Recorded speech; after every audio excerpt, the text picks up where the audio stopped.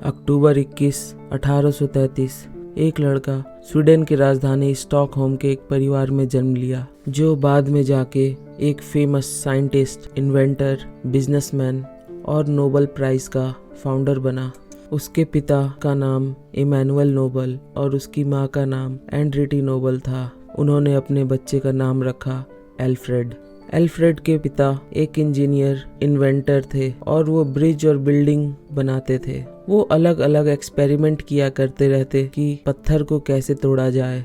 जिस साल एल्फ्रेड का जन्म हुआ उसी साल उसके पिता को बिजनेस में भारी लॉस का सामना करना पड़ा। 1837 को एल्फ्रेड नोबल के पिता ने ये तय किया कि अब वो अपना बिजनेस कहीं और करेंगे और वो स्वीडन को छोड़ फिनलैंड और रसिया की ओर बढ़े। उस समय एल्फ्रेड की माँ ने यह तय किया कि वो एल्फ्रेड को लेके स्टॉकहोम में ही रहेगी और वो अपने परिवार का देखभाल करेगी। एल्फ्रेड के 2 भाई भी थे जो कि दोनों बड़े थे। एक का नाम था रॉबर्ट और एक का नाम था लुडविग। एंड्रिटे नोबल, एल्फ्रेड की माँ, जो कि एक धनी परिवार से थी, उसने एक ग्रोसरी स्टोर खोला जिसमें उसको पर्याप्त इनकम हो जाता था कि वो अपने परिवार का खर्चा उठा सके। कुछ समय बाद एल्फ्रेड के पिता इमैनुअल नोबल का बिजनेस सेंट पीटर्सबर्ग, रसिया में बहुत अच्छा चलने लगा। उन्होंने मैकेनिकल वर्कशॉप की शुरुआत की जो कि रशियन आर्मी को इक्विपमेंट प्रोवाइड करता था। एल्फ्रेड के पिता ने सी माइंस का निर्माण किया था जिससे रशियन बहुत ही खुश थे और अब उन्हें लगता था कि ब्रिटिश रॉयल नेवी उन पर कभी आक्रमण नहीं कर पाएगी।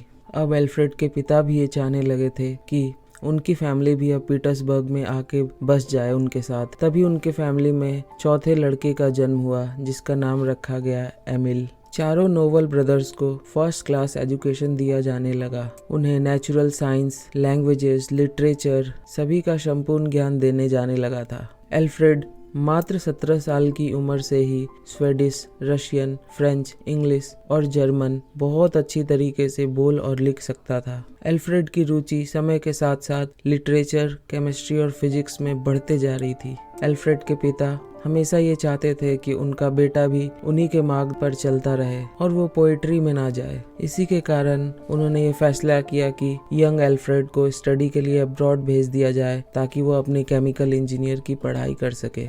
एल्फ्रेड पेरिस जाके फेमस केमिस्ट टीजे पिलोजे के अंदर काम करने लगे एक प्राइवेट लेबोरेटरी में। वहाँ एल्फ्रेड की रुचि नाइट्रोग्लिसरीन में बढ़ती जा रही थी और वो हमेशा सोचता इसका उपयोग वो कंस्ट्रक्शन वर्क में कैसे कर सकता है। समय के साथ एल्फ्रेड का इंटरेस्ट नाइट्रोग्लिसरीन में बढ़ते जा रहा था और वो हमेशा ये सोचता कि इसका उपयोग वो कंस्ट्रक्शन वर्क में कैसे कर सकता है। जब वो पेरिस से वापस रसिया गया अपनी पढ़ाई पूरे करने के बाद, तब उसने अपने पिता के साथ काम करना पसंद किया। फिर उसने अपने पिता के साथ मिलकर नाइट्रोग्लिसरीन को एक एक्सप्लोसिव के रूप में यूज करना शुरू कर दिया। क्रीमियन युद्ध के बाद एल्फ्रेड के पिता का बिजनेस फिर से भारी लॉस में जाने लगा और उन्होंने फैसला किया कि वो स्वीडन वापस जाएंगे। 1863 में एल्फ्रेड अपने परिवार के साथ स्वीडन वापस आ गया। वहां आने के बाद भी नाइट्रोग्लिसरीन से एक्सपेरिमेंट करना नहीं छोड़ा। उसी दौरान एक दुर्घटना में कुछ लोग और उसका सबसे छोटा भाई मारा गया। समय के साथ साथ 1866 में